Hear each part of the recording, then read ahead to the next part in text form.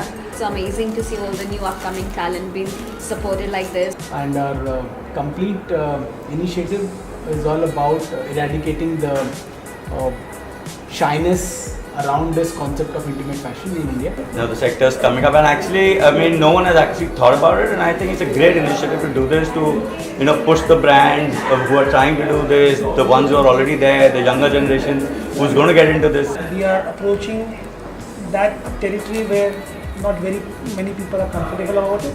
It's been going wonderful till now. This time we are trying to take it to the next level altogether with international models. The audition went really smoothly. It was really professional, obviously.